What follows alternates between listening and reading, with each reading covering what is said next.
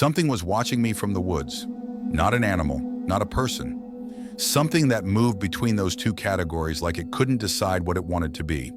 Something that stood 7 feet tall in the darkness, clicked like stones tapping in a glove, and left handprints on the side of my house while I slept inside.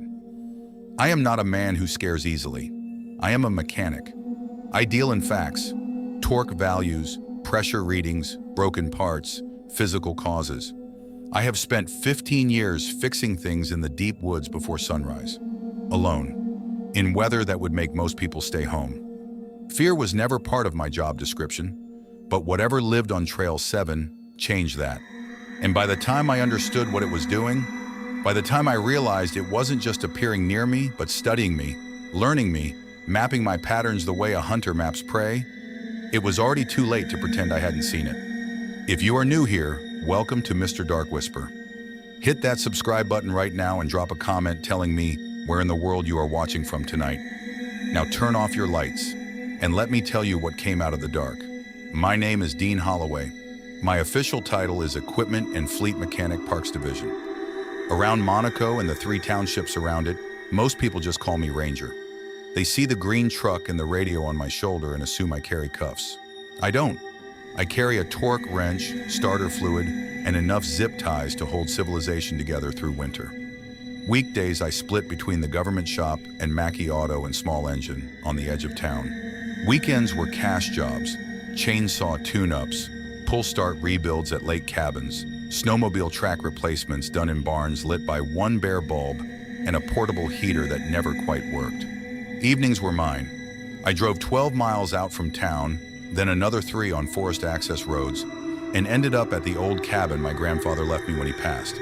It sat on 40 acres of mixed pine and tamarack, with a hand pump well and a buckled porch that listed an inch lower every spring thaw. Half a mile west, a small lake where loons called at dusk. North forest all the way to a bog line nobody bothered naming. People hear cabin in the woods and imagine peace. My peace looked like stacked firewood, clean filters, and a dog named Moose snoring by the stove while I wrote maintenance notes in a spiral notebook. Moose was a mutt from the shelter, part shepherd, part hound, part stubborn furniture. He followed me everywhere unless thunder rolled. Then he acted personally offended at the sky. By northern standards, I was living lucky. Land, skills, no landlord, enough work that I could turn some down, which meant I knew every gate code and chain lock in the forest, including the ones on Trail 7. Trail 7 ran east to west through mixed timber and old beaver meadow, cut by a narrow ravine with a footbridge that should have been replaced 10 years ago. By day it was popular. Hikers in summer, hunters in season, snowshoe traffic once things froze right. By sunset it emptied fast, mostly because there was nothing out there but dark and cold and 2 bars of cell service if you stood on a stump. I liked boring. Boring keeps people alive. It was late October when the first thing bothered me, and it wasn't a sighting, it was the silence. Not quiet. Northern woods quiet has texture. Wind and jack pines, crows arguing from dead snags, frogs in low water, squirrels dropping cones like little grenades. This was a blanking out, like somebody pulling the sound fader down by hand. I noticed it first on a Wednesday evening while resetting the south gate latch on Trail 7. I remember the exact time because I logged it. 5:42 in the evening, temperature 34 degrees, light drizzle earlier, pressure dropping. Around 45 minutes before sunset, the birds cut out, not gradually. 1 second, chickadees in the spruce and geese overhead. Next second, nothing, except my ratchet clicking. I stood there with grease on my gloves and waited for the noise to come back. It didn't. Not for maybe 6 or 7 minutes. Then one crow called once from far off, and normal sound bled back in, thin and hesitant. I chalked it up to a weather front. Animals get strange when pressure changes. You feel storms in your knees, they feel them in their bones. 2 days later, I was running ATV trail markers north of 7 and saw deer tracks crossing every side path except the main corridor. Fresh sign everywhere else. Doe, yearling, even a heavy buck set near the old cedar line. But where they should have crossed Trail 7, they split and angled wide around it. Not one set cut through the middle stretch. That made me stop. I crouched and measured the stride lengths out of habit, watched how multiple trails funneled wide as if avoiding a washout that wasn't there. You get avoidance behavior around active wolves, sure, but this looked like a boundary, like the entire herd had decided to root around one invisible strip of ground. I radioed in and asked if wildlife management had recent wolf movement reports near the beaver meadow. Negative. No den activity flagged, no unusual reports. Nothing, except one black bear seen near dumpsters by the west lot.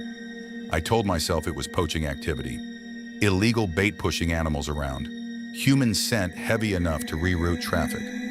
I was reading too much into tracks because it had been a slow week. Then I found the first rabbit, just off the service road near marker 7B. Half under fern dieback, no bite marks, no blood spray. Rib cage caved in like it had been stepped on hard. Fur matted but not torn. There was a drag line and pine needles for maybe 8 feet, then nothing. No body parts scattered, no droppings, no feathers scatter like a raptor strike. I stood over it too long, annoyed more than scared. Predation usually has logic. This looked like damage without feeding. 3 days later, a second rabbit, same crushed chest, same drag line ending clean, different location, same corridor, west of Trail 7. That night I mentioned it at the local bait and tackle shop over a coffee that tasted like burnt pennies. Old man Kroll laughed. Dean's got city nerves now. Next he'll be reporting haunted chipmunks. The deputy who was there buying jerky shrugged. If you want me to close a trail, I need more than bad vibes and dead rabbits. He wasn't wrong. I was thinking about closing it, just not ready to admit it yet. Moose answered the question 2 nights later. I'd come back late from a generator call, pulled into the cabin drive around 8 in the evening. Clear sky, hard stars, frost starting to silver the grass. Moose usually blasted off the porch the second he heard my truck, skidding around like his legs were optional. That night he came down the steps, stopped dead at the bottom, and stared at the east tree line. I tossed him a piece of jerky toward the path where he usually did his business. He flinched at the throw like I'd snapped a branch. He didn't go. Hackles up from shoulders to tail, low growl, the one he only used when bear scent was fresh. I grabbed a flashlight and swept the tree line. Pine trunks, woodpile, old rain barrel, nothing moving. Moose backed up onto the porch without turning his head. You're being dramatic, I told him, mostly to hear a human voice. He refused to leave the porch for 10 minutes, then refused his dinner until I set the bowl inside the door. I told myself it was a late-season bear passing through. Dogs read chemical stories, we can't. Doesn't mean a monster, but I was already writing it all down in the same notebook as torque specs and filter changes. Date, time, weather, wind direction, moon phase. Maybe I thought numbers would tame it. They didn't. The silence became a pattern, not every evening. But enough. Roughly 40 to 50 minutes before sunset, a dead band of sound around Trail 7's middle mile. You'd be hearing normal forest noise, take 10 steps, and it dropped out, like stepping into a room with no walls and no ceiling and no sound. The week it tipped from odd to wrong, I was at the south entrance replacing a bent latch plate some tourist had clipped with a trailer. Easy job. I was on my knees tightening the bottom bolt when the woods went silent so fast my ears rang. I stood and listened. No wind, breath fogging. The light in the spruce had that flat, depthless look you get right before dark. Then I saw them. 2 reflections in young spruce, 20 yards off trail, about 7 feet up from ground level, higher than deer eyes, lower than an owl on a branch, and not attached to any shape I could identify. Amber white, not yellow, bright like a headlamp catching sign tape. At first I thought, someone up there with a flashlight, but they weren't level like human eyes. One sat slightly higher than the other, both tilted inward. Then both slowly widened apart, as if whatever held them had turned its head sideways without moving its body. I clicked my own flashlight on and snapped the beam toward them. Gone. Instant. Not faded, not blinked out. Just there, then not. From that same patch came 3 heavy steps in the ground cover.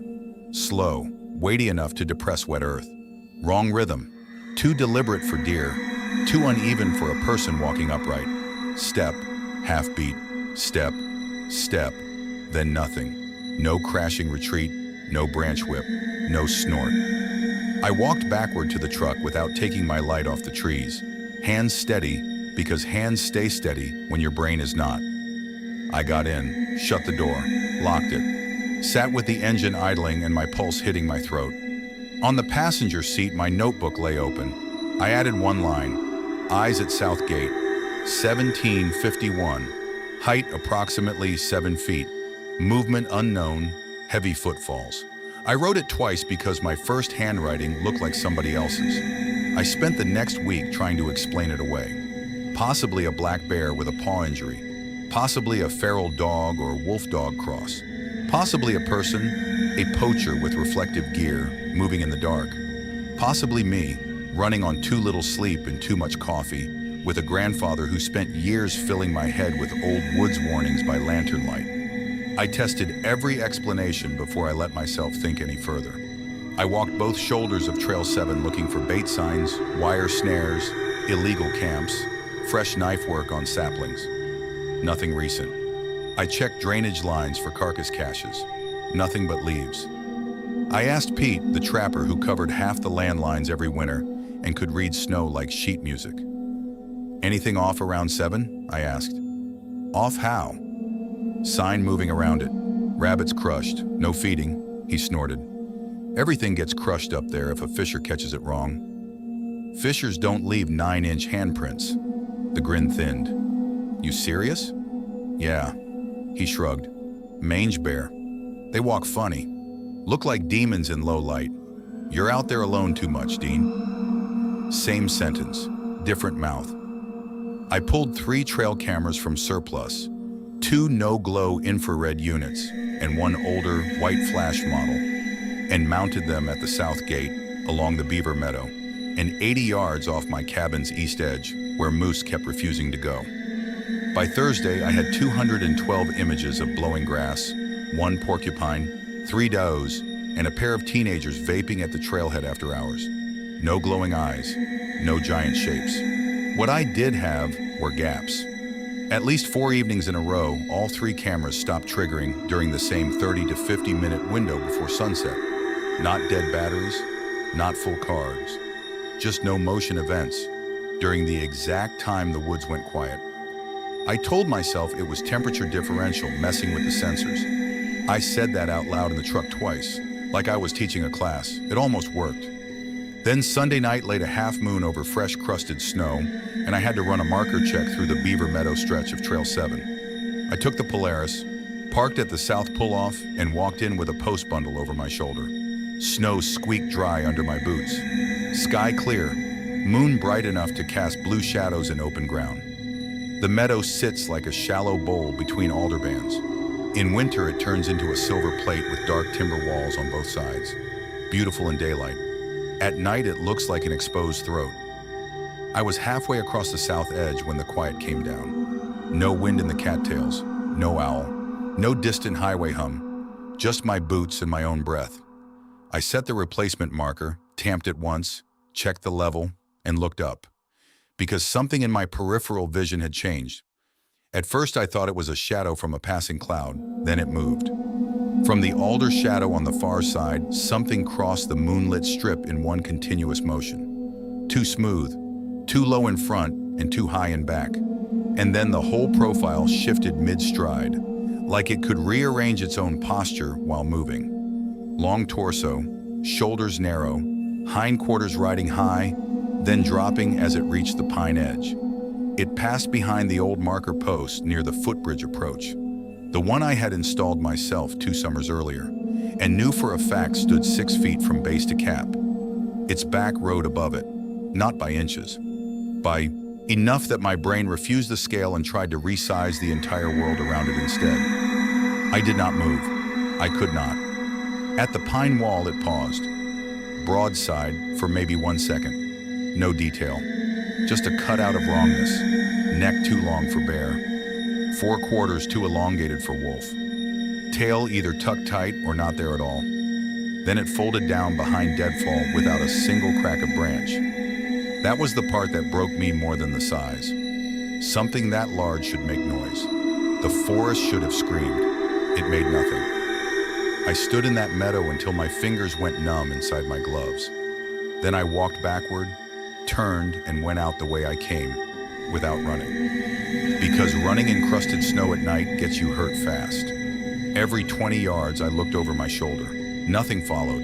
Nothing needed to. At the truck, I sat with the door open and dry heaved once into the snow, mostly from adrenaline. On the drive home, I built another explanation the way I always do when facts don't fit. Bear with severe mange, light distortion from moon angle, two animals overlapping in motion. Maybe I was watching a deer leap behind a bear, and the panic did the rest. By the time the cabin lights came into view, I almost believed it. Almost. Moose was on the porch when I pulled in, rigid and silent, breath steaming in little bursts. He didn't come down to greet me. He didn't bark. He stared past my headlights into the east tree line and made that low growl, the one I had never heard from him before this month. Nothing followed, I told him as I got out, like I needed him to sign off on it. He backed to the door. Inside, I checked every window latch, then checked them again. I left every light on, kitchen, mudroom, all 4 exterior floods, even though I usually lectured everyone else about wasting power.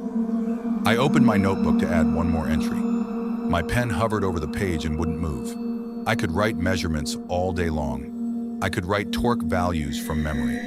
I could not find a single clean mechanical word for moved like it changed shape while walking. Then it came to my house. Monday night, freezing fog. Wednesday, thin wet snow by dusk. I stayed late at the shop on purpose, finishing a carburetor rebuild just to avoid being alone at the cabin during that transition hour. I drove out after full dark with the radio loud. Halfway down my access road, Moose started barking from the back seat before we even reached the house. The first floodlight was already on when we rounded the bend, then the second, then all 4 at once, strobing as sensors tripped in sequence around the building, like something was circling fast just beyond the range of each beam. I stopped 30 yards short and killed my headlights. The floods kept firing, east to north to east again, each one washing sleet and trunks an empty yard. Empty until the east beam held a fraction longer than it should have. And I caught a low-shaped crossing between the cedar tree and the pump well. Too fast for detail, too smooth for a bear in that footing. I threw the truck in reverse and backed down the drive without straightening, fishtailing twice into the ditch edge before I hit the main road. I didn't go home that night. I drove to my sister's, showed up at 10:40 in the evening, soaked and shaking, and slept on her couch with Moose under the coffee table. She made eggs in the morning and didn't ask for a story until I'd finished eating. Then I told her most of it, not all the details, enough. She listened without interrupting, then, very calm, "You're not going back there alone. I have work." Then quit. Can't. Why? Because if I quit and walk away, somebody else gets my routes, my timings, my codes. Somebody who hasn't seen what I've seen. Somebody who wouldn't recognize that silence until it was already too late. I didn't say any of that. I just looked at her and said, "Cabin's mine. I can harden it." But the worst was still coming. Trail 7's south gate had malfunctioned. Gate motorcycling open, then closed on its own. Camera feed going in and out. 2 unauthorized after-hours entries already that week. Superintendent Halverson called me directly. He needed it fixed before sunset. Everyone else was unavailable. My sister stood in the kitchen doorway, reading my face through the window as I hung up. I loaded up in the sleep. Every instinct I had was screaming not to point the truck toward that forest. By the time I passed the old fire tower turnoff, radio static had swallowed dispatch twice. By the time I reached Trail 7's south pull-off, the sun was already bleeding out behind the pines, and the woods had gone silent 45 minutes early. No backup, no cell signal. 1 road in, 1 road out.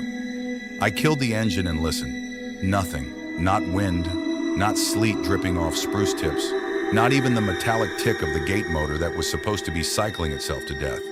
Just silence so complete, I could hear the coolant settling inside my own radiator. I took my work light, my tool crate, and my shotgun, and I drove through the broken gate and down the service track at 10 miles an hour. high beams punching tunnels through sleet haze. Moose whined from the back seat, not barking, just that thin, anxious sound, like air leaking from a tire. At marker 7B, he crawled onto the floorboard and stayed there. The beaver meadow opened ahead. Beyond it, the footbridge over the ravine. I eased down the grade. Then it stepped into my high beams. I hit the brakes so hard Moose slammed into the back of my seat, and my ribs hit the steering wheel. Pain went white across my chest. It stood broadside on the bridge decking like it owned the span, the length of a large black bear, maybe a little longer, but taller at the shoulder by a margin my brain refused to accept. Its spine rose in uneven ridges, hump to dip to hump, as if sections had broken and healed wrong. Forearms too long, hanging lower than they should, ending in those hand-like fronts I had glimpsed at my cabin. 5 digits, not 4, each tipped with blunt black nails thick as socket extensions. Its head was where everything stopped making sense. The mouth seam pulled too wide and too flat at the top lip, giving it something almost human around the muzzle. Eyes set forward, not side-mounted prey spacing, forward, focused. Opal white eyes that took the full force of my headlights and gave nothing back but stone shine. Then its mouth opened. No roar, no bark. A deep, clicking exhale rolled out, like river stones knocking inside a metal pipe. The mechanic in me snapped awake because panic doesn't fix anything. Problem, large, unknown, aggressive. On a single-lane approach, no backup, no comms, darkness incoming. Assets, truck, fuel, light, sound, fire. One narrow choke point. I grabbed a road flare, cracked the cap, struck it on the rail edge, and stepped to the center of the bridge mouth. I raised my can of aerosol starter fluid and hit the trigger through the flame. Fire leapt out in a 6-foot sheet, bright orange-white, roaring between the railings. Heat curled the hair on the backs of my gloves. The creature recoiled fast, 4 limbs pulling in, head jerking up, body angling away with a whip flex through the spine that no spine that size should be capable of. It made a new sound then, a dry clatter from deep in its chest. Not pain, shocked protest. "Yeah," I yelled, because yelling kept me moving. "You hate that. Good." I pulsed another burst, another wall of flame. The bridge deck smoked where the ether burned out. It withdrew 3 long steps onto the span, stopped, stood broadside, eyes fixed on me, not fleeing, reassessing. I had seconds before it tested around me through the ditch or over the railing. I sprinted to the maintenance cabinet, keyed the lock with shaking fingers, threw the door open. Inside, breaker panel, relay pack, and the pneumatic horn I had rebuilt with my own hands 4 days earlier. New seals, cleaned valve body, tested at 110 pounds per square inch. I slapped the manual switch, 1 dead heartbeat.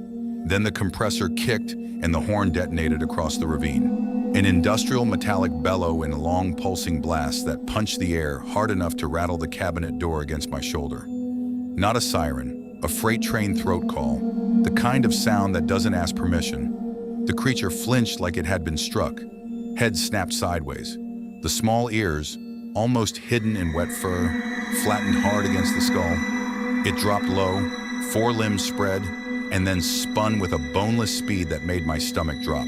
Launched off the bridge railing into the timber, clearing a distance that no body that size should be able to clear. Brush exploded once, then silence swallowed everything again, except the horn, still blasting. I kept it running through 3 full pulses.